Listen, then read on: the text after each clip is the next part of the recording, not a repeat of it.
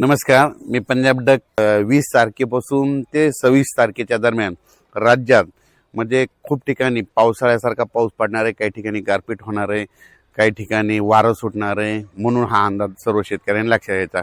सुरुवातीला आपण काय करू पाहू, आपण सुरुवातीला सांगतो कोल्हापूर जिल्हा, सातारा जिल्हा, पुणे जिल्हा, त्याच्यानंतर अहिल्यानगर, त्याच्यानंतर आंबेगाव तालुका, जुन्नर तालुका, त्याच्यानंतर इकडे कराड तालुका, इकडे दोंड, बारामती, पाथर्डी, पैठण, वैजापूर, गंगापूर, शिर्डी, राहता ह्या परिसरात, त्याच्यानंतर इकडे बीड जिल्ह्यामध्ये कळंब तालुका, त्याच्यानंतर कळंब तालुका, धारूर तालुका, त्याच्यानंतर म्हणजे बीड जिल्ह्यात बऱ्याच ठिकाणी म्हणजे बऱ्याच ठिकाणी पाऊस पडणार आहे। त्याच्यानंतर लातूर जिल्ह्यात देखील खूप ठिकाणी पाऊस पडणार आहे, म्हणून हा अंदाज सर्व शेतकऱ्यांना लक्षात घ्यायचा। नांदेड जिल्ह्यात देखील पाऊस पडणार आहे, म्हणजे 20 पासून ते 26 दरम्यान, म्हणून हा शेतकऱ्यांना अंदाज घ्यायचा।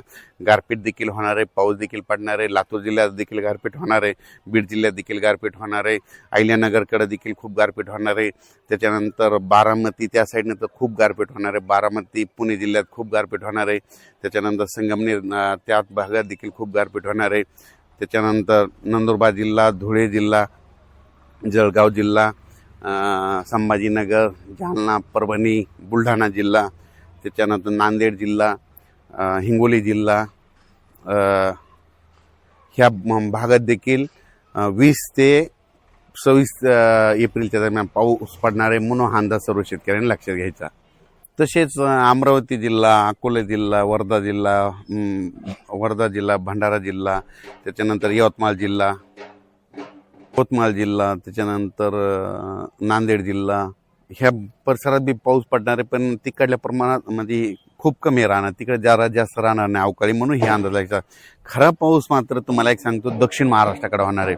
मग दक्षिण महाराष्ट्राकडे तुम्हाला सांगतो बीड जिल्हा, बीड जिल्हा, लातूर जिल्हा, परभणी जिल्हा, त्याच्यानंतर धाराशिव जिल्हा, सोलापूर जिल्हा, सांगली जिल्हा, सातारा जिल्हा, कोल्हापूर जिल्हा, पुणे जिल्हा, त्याच्यानंतर अहिल्यानगर, मुंबई, पुणे, इगतपुरी, इकडं नंदुरबारपर्यंत, इकडं नाशिक, येवला, निफाड ह्या पट्ट्यामध्ये जरा संभाजीनगर, जळगाव, धुळे, नंदुरबार ह्या पट्ट्यामध्ये जरा जास्त, काही ठिकाणी गारपीट बी होणार, काही ठिकाणी पाऊस बी पडणार आहे, काही ठिकाणी नुसतं वारं सुटल, म्हणून हा अंदाज लक्षात येतात। तसेच तेलंगणा आणि कर्नाटकमध्ये देखील खूप पाऊस पडणार आहे, काही कर्नाटकमध्ये तर खूप गारपीट होणार आहे, म्हणून हा अंदाज लक्षात यायचा।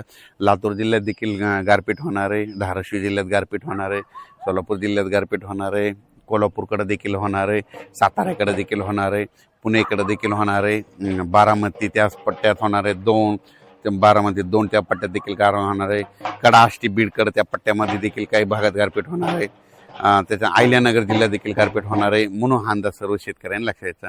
म्हणजे सांगायचं झालं तर काही ठिकाणी गारपीट होईल, काही ठिकाणी भाग सोडून देईल, काही ठिकाणी वारं देखील सुटेल, म्हणून हा अंदाज सर्व शेतकऱ्यांनी लक्षात घ्यायचा। 20 पासून मात्र राज्यात पावसाची व्याप्ती वाढत जाणार आहे, म्हणून हा अंदाज लक्षात घ्यायचा। अचानक वातावरण झाला तर परत एक मेसेज दिला जाईल। धन्यवाद।